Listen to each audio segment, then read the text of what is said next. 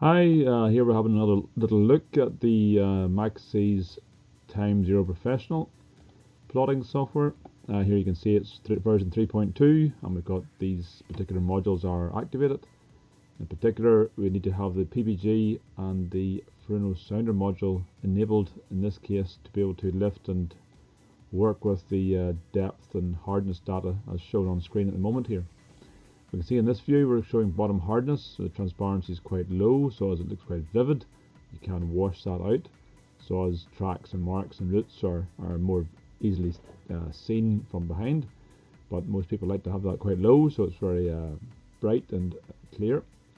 We can change over to depth shading, and this is currently just showing us the data lifted by one particular vessel. And the auto range at the bottom here is showing 28 to roughly 40 fathom in this particular range. So the blue part being the deeper and the red part being the shallower part, little bits of rises here. But here we'll change back over to the bottom hardness. We look at the green and yellow, and this little bar, this little graph is showing us here that some parts are sand, some parts are gravel, the gravel being the yellow, the green denoting mostly sand. And the percentage figure shown here is how sure the sounder thought it was what it said it was. So at that particular point, the sounder was 60% sure that the ground was sand below the boat. I'll just move that back out of the way again. Now, I want to just have a little brief look at the 2D, 3D side of Timezero and how fantastic it might be compared to the alternatives. You can very easily just select on the screen, change over to 3D. I can pan about a little bit and you can see this particular area where the boat has been recording data. You can see the yellow and the green for the gravel and the sand, little red ticks of slightly harder ground.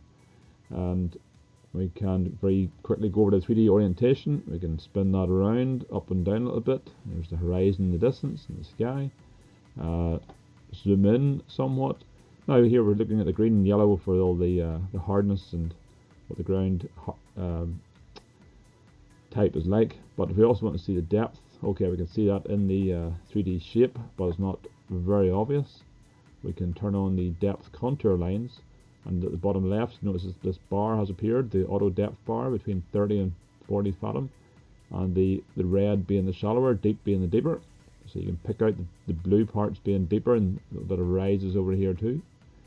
We can go back to the 3D orientation, we can spin that around a little bit. Maybe we want to move across and zoom in and look at this area over here and spin it back around again. So not you could play about and look at this plotter software quite a lot, but usually you'd have 2 or 3 screens connected to the one computer, and primarily the first one would be the navigation view. You might have a second screen on 3D Cube, and you might have a third one displaying the sounder screen. Okay, I think that will do for now.